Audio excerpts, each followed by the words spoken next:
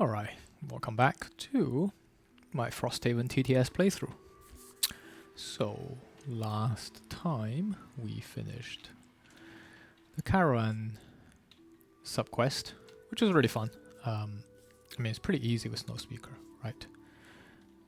But you know, it's +3. You gotta do what you gotta do to get the win, right? Let's continue on, and I think I've been trying to climb the spire for a while now, but there's always something in the way, unfortunately. I could just go straight to the top of the spire, of course, but I do want to play as many missions as possible. We're not in a hurry here. And also, in between my recording, I've been watching Dinosaur's Nuzlocke challenge. So if you don't know, Dinosaurs is a very good Frosthaven YouTuber. He posts lots of Frosthaven content. In part, actually, my playthrough is inspired by watching him. The only thing I don't like about his playthrough is he varies in the number of characters he plays. You know, sometimes he plays 2, sometimes he plays 3, sometimes he plays 4. Which I understand why he's doing it. Some missions are definitely easier with more or less characters. But as a bit of a purist, I prefer playing with 4 characters. But yeah, his Nuzlocke challenge is very interesting. If you're really into hardcore Frosthaven content, and if you're interested in a new digital game, I highly recommend you go check out his channel. I'm sure all the people who's currently watching my channel are probably hardcore Frosthaven fans like myself, and they probably know about him. So I don't think he needs a plug. But I just want to say I've been really enjoying his Nuzlocke challenge, and when the digital game gets a bit better, I'll probably have a go at it myself. I think I can do it. Anyway, what are we doing today? So let's do an Outpost first. Let's get a review. Let's do an Outpost first. Where are we? Okay, new winter event. Oh no, I think this is gonna distract me from my Spire climb. I'm pretty sure, if I remember correctly, what this one is. Let's open it. 122.3. At this rate, I'm never going to climb the spire. There's always something in the way, isn't it? I love it. Hey, that's Frosthaven for you, right? You gotta enjoy whatever they throw at you. So let's do 122.3 and let's read it together. An Orgox messenger appears at the main gate, handing off a message from Chief Lantrell of the Snow Speakers, addressed to you. Warriors, the time has come. The Peace Summit has been arranged, and we would be grateful for your attendance. Denpang is making the final preparations for her assault on the Ice Speaker spires, which will only lead to further suffering. We must end this now. Accompanying the message is a map of a remote cave in the Kopanek Mountains, where Lantrell will be. You also note, however, the position of the spire Denpang will be attacking. She did demand your aid if you wanted to remain in their good graces. You must decide which course of action is best. Well, we get 2 new scenarios. Scenario 28, Summit Meeting, and War of the Spire. So let's get those open. 28 and 29. So as you can see from the campaign tracker, it's going to take you down to slightly different ending path here. And in fact, if you look closely, 28 is actually part of the mission that would have been unlocked had you gone down the Ice Speaker path, faction path. So, you know, this is almost like the 50-50 mark where the 2 paths join together. I have played War of the Spire before. It's pretty hard, not gonna lie. It's not an easy mission. So I have also played Summit Meeting before, which is also pretty hard if you don't have Deathwalker. Sorry, getting things mixed up here. Since we have the Deathwalker, I am definitely gonna play Summit Meeting here, and not do War of the Spire A. But I'm gonna put a little green man out here. Well, I guess if it's urgent, we probably go straight to the Summit Meeting, right? I mean, If you enjoy watching cheesy attempts at scenarios, well, you are in luck, because the last mission with Snow Speaker is pretty easy. This mission with Deathwalker is going to also be pretty easy. Anyway, let's do an outpost. What are we now? What is this? 6. Oh dear. This is going to be fun. Okay, let's find a winter 6.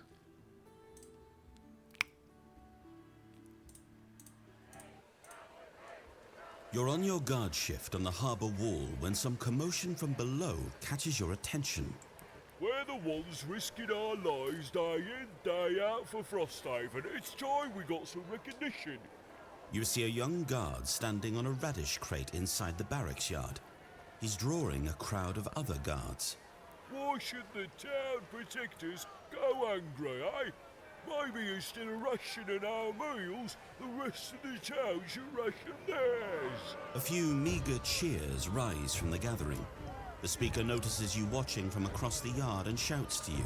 Join us! Say we march down to the mayor's Scyther and tell her that from now on, guards eat first! Option A. It's about time you got some perks. Join him in leading the crowd. Option B. Try to talk him down. I mean, I think unless you're incredibly evil, no one's picking option A here, right? Option B it is. Okay, option B. So, what is this? Let's read it together. I like to think that's Banner Spear stirring up trouble. So is our... Wait, hold on a minute. Is our morale greater than 10? Yes, it is, because we are on max morale. Perfect. Let's read a good outcome. Most of the militia are happy enough, and they'd rather suffer through rationed meals than get on your bad side. They stand down before things get violent. Huh. Interesting, it didn't read out the first part of the text, which is you voice your displeasure, describing the sacrifices and hard work of every soul in Frosthaven, not just the guards. Seeing you're not on his side, the rabble rouser quickly redirects the crowd's attention, whipping them into a frenzy that sparks a riot. So even though for some reason Foreteller didn't read it, I am pretty sure you get a +10 attack here. And then you have additionally -3 targets. So it's a 30 strength attack at 2 targets, targeting building randomly by drawing from the building deck. And you cannot use soldiers during this attack, which is kind of annoying. So if it's random, what do you have here? 1, 2, 3, 4, 5, 6, 7, 8, 9. Do I have a dice maybe here that we can do this with? Let's use a D10. So yeah, we have 1, 2, 3, 4, 5, 6, 7, 8, 9. So 10 just does nothing, I guess. So we need to pick 2 buildings, right? 5 minus 3 is 2 buildings, yeah. 4, so we have 1 attack on the craftsman. Well, that's great, isn't it? Let's put 1 here. And then we roll again. And 5, okay. So craftsman and alchemist are two craft building. They really know who to target here. I guess if I was hungry, I'd probably go to the alchemist, right? Surprising they're not just attacking their own barracks. I guess you don't shit what you eat. Okay, so we can't use soldiers. We are exactly strength 30, so any +0 or higher will be fine here. So let's give this a quick shuffle. And I guess we just draw some cards, right? So let's start with a craftsman. We're good. Excellent. And so that's Banner Spear. And alchemist next. And we're good there. Perfect. Okay.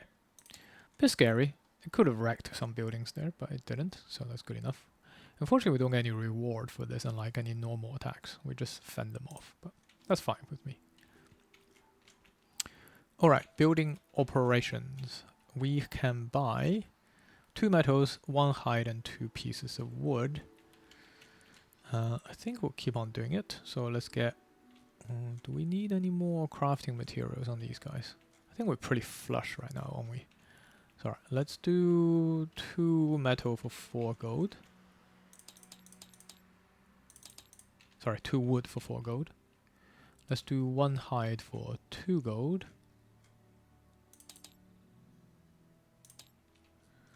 And then let's do 2 metals for 4 gold. Alright, good. I think our barracks are still empty following all these attacks, so let's train some soldiers. 3 gold, 1 material resource. I think nothing to use here, so maybe we'll just get Blinkblade to sponsor this. 3 gold, and maybe we'll take a metal here. Oops. That's supposed to be a minus metal, not +1. And that gives us a soldier. Ding ding. Good. Although winter's almost over, so the attack's hopefully gonna ease up now. I think that's all the building operations we have. We don't have any exciting buildings really, other than just buying resources at the moment.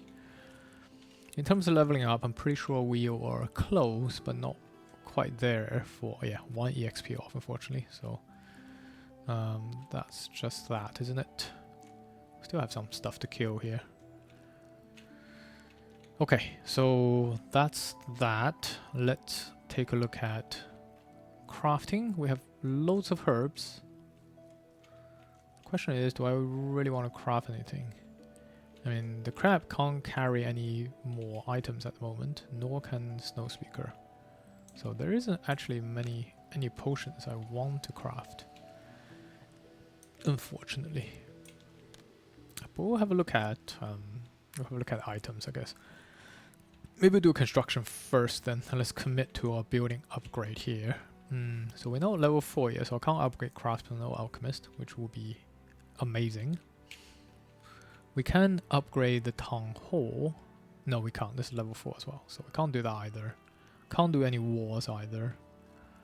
So the only building we can upgrade is the Hunting Lodge, or we can buy our final piece of traveling gear, right? Because we've got the boat, and we've got the sled, but I don't think we have the climbing gear.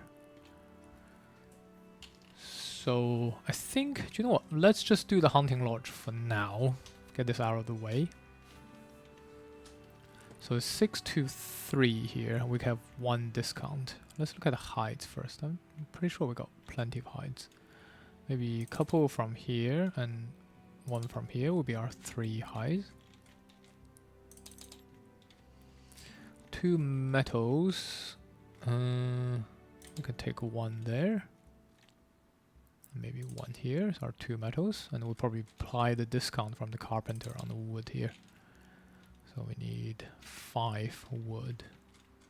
Let's take 2. 1 makes 3.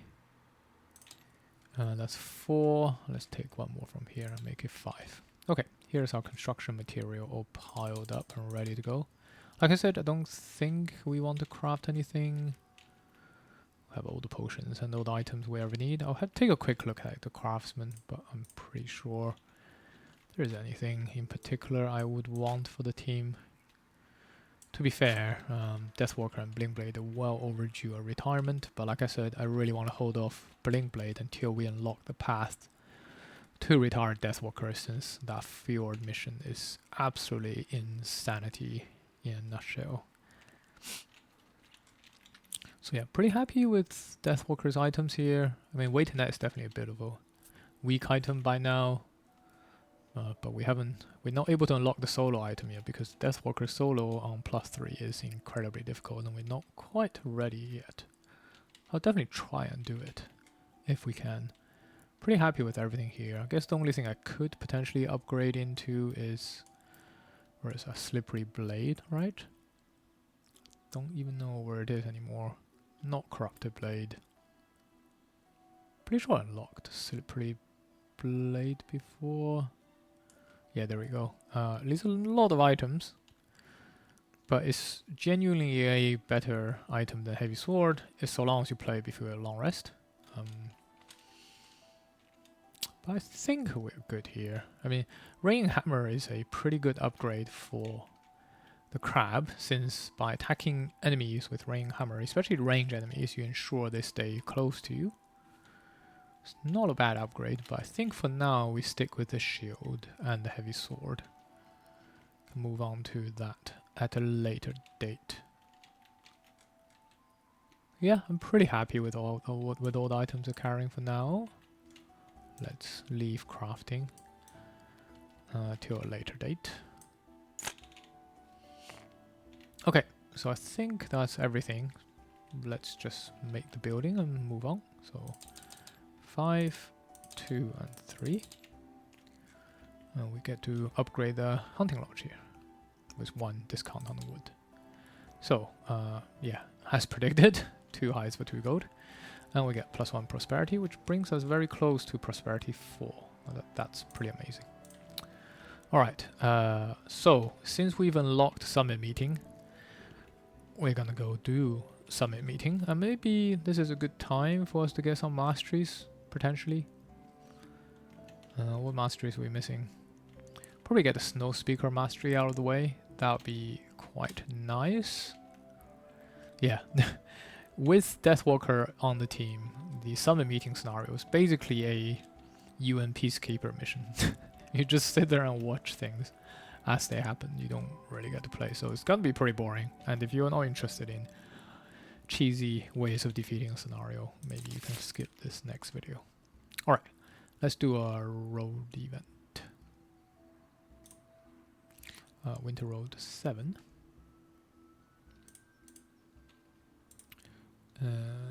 Where am I? Winter 7. Oops. I do wish the foreteller interface was a bit easier to use. What is a road event? There we go. Winter Road 7.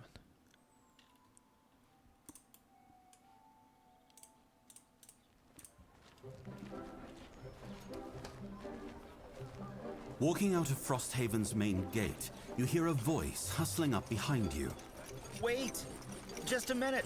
You turn to see a young man wearing ill-fitting armor. He powers up the trail toward you, but then needs a moment to catch his breath. Hi! Hello! I'm Ormy. Looks like you're off to do some important mercenarying. I was just thinking that it might be helpful if I came along on your quest. You know, one more person to watch your back. And maybe you could teach me a thing or two. I'd make a great apprentice. His scabbard doesn't have a single scuff on it, and his balance looks uncertain with the added weight. He's eager, but clearly inexperienced. You're not sure how much of a liability he'll be. Option A. Bring him along for the fight. Option B. Tell him this mission is too dangerous for him, but perhaps some later quest might be more suitable. Well, if there's any mission that Ormy will be successful at, it's gonna be this one, isn't it? Sorry, I'm laughing a lot because I know about this mission. Whereas I guess for the viewers who haven't seen this mission, you probably don't really know. But soon all will be revealed, I'm sure. So let's bring him along. Let's take option A here.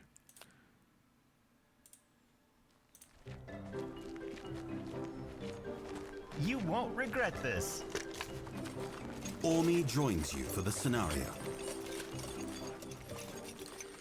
Alright, Ormy is coming as a additional NPC. So at the start of the next scenario, we place a numbered token or other suitable token if all are being used in an empty hex. Let's find an empty. Let's find a suitable token, right? What would be a good suitable token? I think Banner Spear's reinforcement would be perfect here, actually. Let's bring judges out for a little quick whirl. Let's just generate. Yeah, just use a random Banner Spear.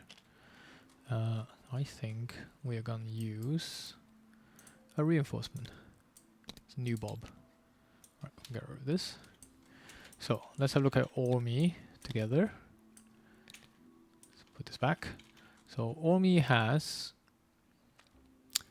level times 2 plus 4 hit point. What's our level? Well, I guess we'll find out what our level is once we deploy our scenarios. Maybe let's just do that first. Then we can double check. So summit meeting 28. So yeah, pretty sure we're level 7. Yes, we are. Okay, so before we read the mission, let's sort out Ormi first. So is 7 times 2 is 14, plus 4 is 18. 18 hit point on little Ormi over here. Has movement of 2, attack 2, and initiative 50. And any character can lose cards to ignore source of damage to protect Ormi. If the scenario is completed and Ormi survives, we get a soldier, which is great because we need soldiers, and the new winter road event. If we lose Ormi, then we lose a morale. Okay, let's put Ormi over here so that we don't forget. One of the biggest things is going to be trying to remember the Ormi in the initiative tracker order, because the game doesn't automatically generate Ormi's initiative. Not on Tabletop Simulator anyway. Okay, what am I doing? Let's have a look at the scenario then. So, Summit Meeting is a 3 complexity scenario, and I agree with our rating because you have 2 opposing Algox factions fighting each other. A bit like the earlier Algox missions, like Algox Offensive, where if you play that, I haven't played that on this playthrough, but if you have played that, you'll know you have to control a lot of monsters and they will fight each other and they fight you, which is what's happening here essentially, which is what makes this mission a bit tiresome to play. I think the first time my group played this together, we got really tired of controlling the monsters' AI. It is, I get thematically what the designer is trying to do, but in practice it is quite tiring trying to make sure the monsters behave like they're supposed to. But in any case, we do have 2 monster factions here, so 3, definitely a 3 complexity rating. And without Deathwalker, this mission is kind of crazy, I'm not gonna lie, but Deathwalker trivializes the mission drastically. So the scenario is complete when characters and emissaries have escaped. At the end of that round, we read the next section. So before we dive in any further, let's introduce the mission on Foreteller.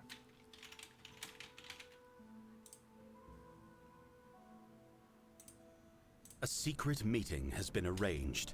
There are elements on both sides of this Algox war that want peace, and they have sent emissaries to discuss the possibility of reconciliation. You stand as witnesses to this apocryphal meeting, and you can't deny the wary optimism lingering in the private chamber. A long, oval-shaped cave tucked away from the eyes of either sect. The 2 emissaries, Gurndel and Bardu, stand in the center of the room, muttering in the Algox tongue. And although you can't discern their words, it seems to be going well. So far, the discussion has been carried out with measured tones and much pausing for consideration. In fact, from what you've seen, you're almost surprised that the 2 tribes haven't found peace before. Almost surprised. Because just as you have that thought, you hear the sounds. Enraged Algox storming down the tunnels toward you. The secret meeting has been discovered, and somehow both sides of the conflict have come to stop it. They are roaring for battle, and for the heads of the traitors who dared sue for peace. You look outside the cabin to see the guard details each side brought being cut down with cruel efficiency. Spears and spells and fists fly in a swarm of violence. Gurndel and Bardu turn to you. It's time to leave, but both exits are well guarded. We must be away from this place. Bardu shouts. Warmbloods, aid us, or none will escape. Well, it is another escort mission. Let's see what the special deal is about this mission. So, place 1 number token in each A. I think the game's already done that for me. Well, there we go. These are the number tokens. In each A, they represent the emissaries, allies to you, and enemies to all monsters. Each has 2 times L plus 2, so that's 18 hit points. I think TTS has done that correctly. Yep. So all of their bodyguards have been cut down. On initiative 99 each round, they perform move 4, controlled by me. Okay, let's use... I don't know. Move 4. Does it say? It doesn't say it, right? I'm pretty sure. I don't know if TTIs might say it. I don't know. Move 4 controlled by me. Any character may lose a card from my hand or 2 to protect them. If either emissaries dies or any character becomes exhausted, the scenario is lost. This is quite interesting. Anyway, so we're going to protect all me and the emissaries. Great. All Algox guards and Algox speakers are allies to each other and enemies to other figures. Likewise, all Algox archers and Algox ice speakers are allies to each other and enemies to all other figures. Use the ally deck for the archers and the ice speakers, which is this faction here. So let's give them a little tag so that I know they're a different faction to these guys. And I think some add it, might as well add these things. Otherwise I'm just gonna forget, isn't it? The retaliate from the snow speakers. And then the shield here from the ice speakers. Yeah, so the complexity actually doesn't necessarily come from the scenario itself, it just comes from the fact that you have to pilot all of these monster AIs constantly. And I say constantly, you see why in the second part of the rule. At the start of each even round, spawn Algox guard at D and 1 Algox archer at E. These are normal for 2, elite for each second spawning, or all elite for 4 characters. When all Algox speakers are dead, snow speakers are dead, each B and D becomes an escape hex, which is over here. And when all Algox ice speakers are dead, each C and E become an escape hex, which is over here. So in other words, you have to kill these guys to want to escape from this side, and kill these guys to escape from this side, or you can wait for them to kill each other, which is going to be our strategy here since we have a Deathwalker. And of course, Deathwalker allows us to teleport between 2 rooms so long as the shadow is reached, which is going to be exactly our strategy here. So remember, we need all characters and emissaries to have escaped, which means Ormi doesn't count as a character, I'm pretty sure. What is Ormi? Ormi is just an ally, right? I hope I haven't made this scenario hard ever bring Ormi along. I think Ormi is just an ally, so we don't care about. So Ormi can stay behind. The whole team is gonna escape with emissaries, and Ormi is gonna be left in this room. Fantastic! What a way to play Frosthaven. Okay, so yeah, what is there to say? Looting, no random treasures here to find. Some herbs, but we got plenty of herbs now. We'll take whatever looting we can get. We'll probably try to filch these treasure chests. Using Blinkblade, probably. The Blinkblade can teleport between these 2 rooms, and also between here. So we'll try to filch these chests. In terms of escape path, my experience is, even though these Algox guards look big and scary with their 47 hit points, I actually find most of the time the archers win, because the build-up of the elite archers from the back, with their attack 7 and their huge range, tend to mean the archers tend to win this war pretty handily after a few rounds. So I'm gonna hazard a guess that we're gonna escape from this side, but I'm gonna hedge my bet by moving the shadow to the north and to the west here. So yeah, I think that's really it. Not much to say about this scenario. Let's have a look at cards. Sluggard, Wastrel, or Gambler. I don't think we'll be killing anything. Sluggard is definitely possible. I think we'll try to go for this mastery here, where we make sure our ally, before they suffer damage each round, have a condition that I've applied. So I'm going to try for that. Maybe I can take a bit of damage myself by walking into a traps or something. So let's put you, maybe, where do I want? Where am I putting this? Too many things. So let's maybe put you. I'm gonna need these hexes later for calculating teleportation distance, I'm pretty sure, so let's leave some space there. Yeah, let's try for Sluggard. A tick. That gave me a perk here. It wouldn't, but we'll take it. Alright, in terms of cards, this is a pretty specialized scenario, so I don't need a whole bunch of cards here. Mainly I need Birdie and Tempest, absolutely. Binding Vortex is good. All the ground... Actually, I need cards that can grant movement and conditions, right? In order to fulfill my...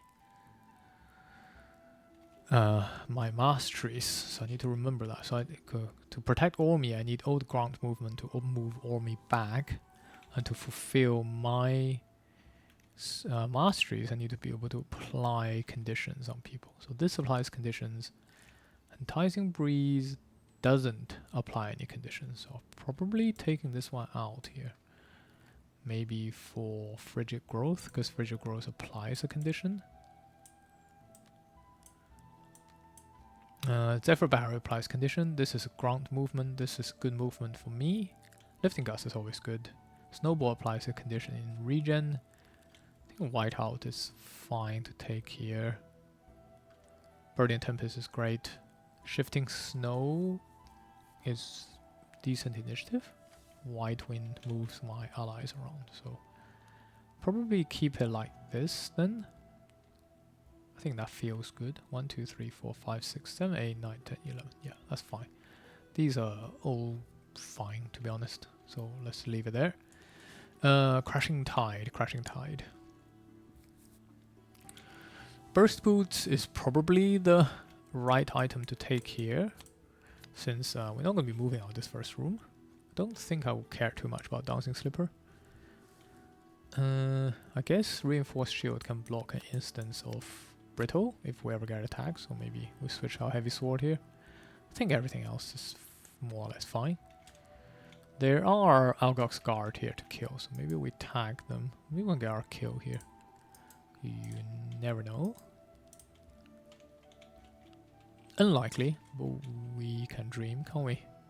Weakling, we don't want to exhaust. Scrambler is bad. Margaret is then. Maybe we are going for the Algox Guard kill. That'll be fun, wouldn't it? Maybe we can late game come over here once we've ensured our win conditions met, and then go snipe a elite Algox Guard or something with Blinkblade's help. Seems fine to me. You know, if that's the case, maybe I'm taking Heavy Sword then, just for that extra bit of damage. All the masteries are down, so I don't need to worry too much about that. Let's have a look at cards. Crab, unfortunately, will almost... Most of the time, Crab's going to be doing nothing here. I actually don't think I need Chaotic Refraction, although the loot might be helpful. Probably don't want Pool of Power here. Don't think that would do anything for us. Maybe just take Submerge. Or Rancid Brine, perhaps.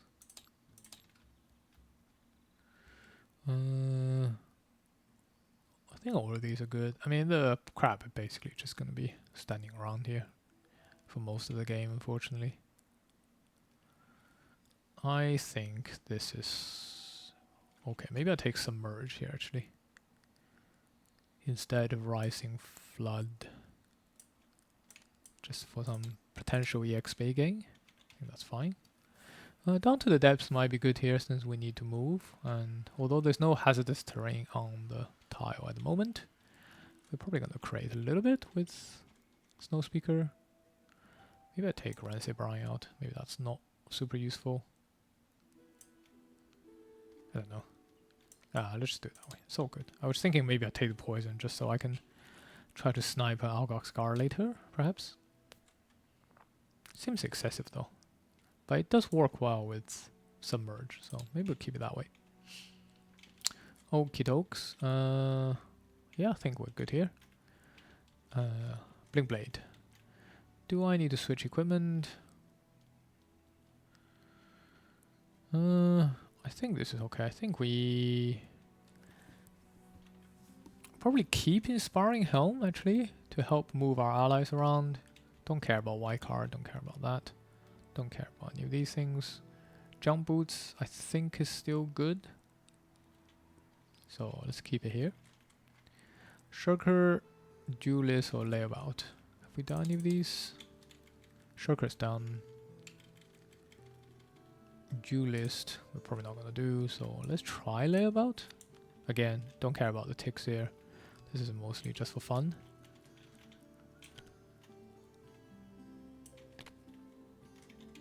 Don't think we're gonna get loads of EXP here. The key card is gonna be Fracture Timeline, which allows us to teleport across rooms to pick up the loot. So maybe I'll take Temporary Displacement just for the loot. Yeah, don't think I really care about Make It Count here. I think this is okay. Maybe I need Experimental Adjustment just to have the ability to go invisible. So maybe instead of this, I take Experimental Adjustment, so I have double invisibility in my pile here. That seems good, doesn't it? And then we do have a move 4 here, a move 3 here, and a teleport 7 here, move 3 here, and a bunch of moves. So I think this is gonna be just fine, I reckon. Jump boots or this. I guess if I'm running a lot, I don't think this place will get too clogged up here, actually. Maybe I will take... Nah, let's take jump boots. It's more safer to take jump boots, I think, if we want to snipe the chests. Yeah. Okay, finally, Peacemonger. I'm pretty sure we can do Peacemonger here, although I might have done that already. No, I have not. Okay, we'll try to not kill anything. It's pretty easy, to be honest. We're probably not going to be killing much. Okay, so we're definitely going to need Deepening Despair. Once we have Deepening Despair, we can then basically escape from the scenario anytime I want. So I'm probably fine with everything else. Is it possible for me to do remove 7 shadows in 1 round mastery? So let's assume we have 5 shadows out with Call to the Abyss. Okay. Then I can place 3 more with Eclipse. Then that means I need to remove 4 more shadows with any bottom half action. Is that possible currently? I don't think so, because I don't think I have the bottom half card that allows me to remove shadows. So that is not an option, unfortunately. So even if I did Eclipse and this, I'm only removing 4 shadows, which is not good enough. Vengeful Storm allows me to remove 5 shadows, and then if I place one with here, then I removed 6. That's also not good enough.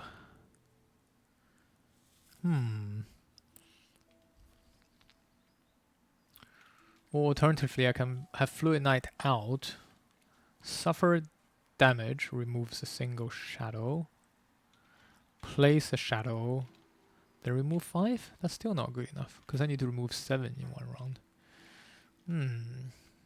Is that easily doable right now? So if I have this out, then I place 3 shadows with Eclipse, then I remove 3, and now I have 5. Then bottom half can do that, then remove another one. Still not good enough. So I definitely need to do some kind of attack to remove shadows. Yeah, this is why I really don't like this 7 shadow thing. I feel like you either have to cheese it. I mean, there is a card I could have taken earlier on to help with the mastery. Where was it?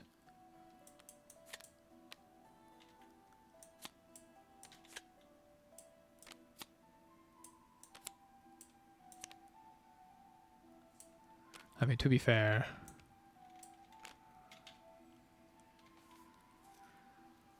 Restless Spirits removes 1, Ritual Sacrifice.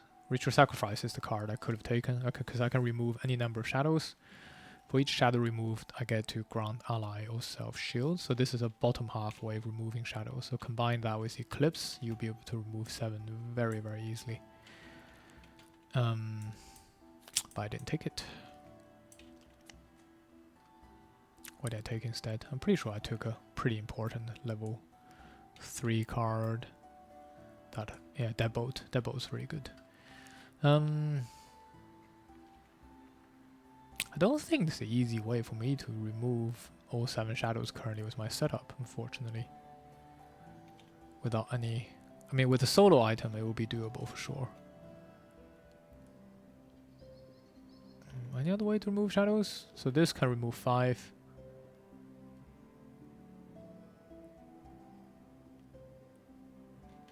This could help me remove more, but that's no different to just doing what I've been doing already. Yep, I don't think we can do it, which is a real shame. I would like to get this short rest perk, personally. Is there really no way of doing it? That's really interesting, isn't it? I never really thought about Deathwalker, because I never played Deathwalker long enough for this thing to even matter. So yeah, this can remove 5. This, I guess the way you're gonna have to do is remove 5 with Vengeful Storm, remove 1 with Fleeting Dusk, and hopefully you generate another one, and then with Fluid Night Out, if you take a damage, you can then teleport to the shadow and remove the final one. So that's probably the way to do it. So I guess we try that and see if that works out. But then I'm gonna have to move a shadow all the way over there. So yeah, this is not gonna happen. It's not gonna happen, guys. It's just not gonna happen. I would love for it to happen, but just don't think this is the one.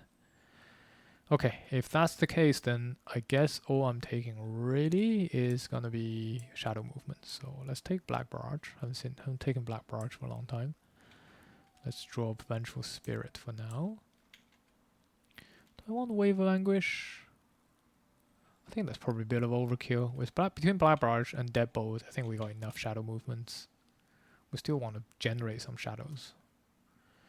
Dark Fog is actually pretty good here. So I'll probably take off Black Lungs here. Although top movement is kind of good.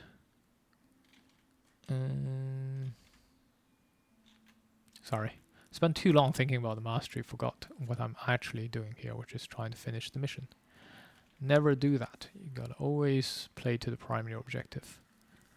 I think we actually drop Black Lungs here. Doing damage is not the primary objective here. Let's take Dark Fog. Okay. Get ready for the ultimate cheese. In terms of cards, I think these are fine. Extra movement is fine. I'll probably take Slipper here, to be honest. Yep, I think that's okay. Alright, that's all the cards. Let's have a look at the challenge. Let's see what challenge we got today. Hunker down. During ordering of initiative each round, if there are fewer monsters than characters on the map, all monsters gain award. Well, there's never going to be fewer monsters than characters on the map. So we're fine to do Hunker down here. Absolutely. Thank you very much. We'll take the free tick. For sure. Alright. Let's look at starting positions then. Okay. Starting positions. So, I think the first thing we gotta do is get these guys hell out of this room so they can focus each other rather than me. So, we're probably just lifting Gust here immediately with Snowdancer, I'm guessing. Probably put a crab in front as well, having most of the HP. Can do a bit of tanking. I think Deathwalker can just stay further back as possible, and we'll probably just put Blinkblade here, maybe. So yeah, I think we just push this guy out. Probably push the guy out this way. So we'll probably come here and then push the guy over there so they fight each other rather than fight us. Think that is a good plan. Of course, we also have Ormi to worry about. Ormi gets placed in empty hex adjacent to any character. Let's put you here so that you stay safe, hopefully. And of course, we have just picked up Blinding Flurries. At the start of each scenario, all enemies gain muddle. This is not an option, so they're gonna have to gain muddle. Unfortunately. So this is gonna be fun. So we'll give them muddle as well. The first round is gonna be quite fun. But it's gonna quickly get boring, so we just sit here and watch the monsters kill each other. But hey, it is what it is. I think that's it. Alright, I think that's all of the setup. So, in the next video, we will see if we can survive with our team here. I guess the goal is make sure Ormi not to die, right? Because we can control the emissaries. So yeah, your objective, protect Ormi, commences. So I'll see you in the next video. Thanks very much for watching, and yeah, see you soon. Bye.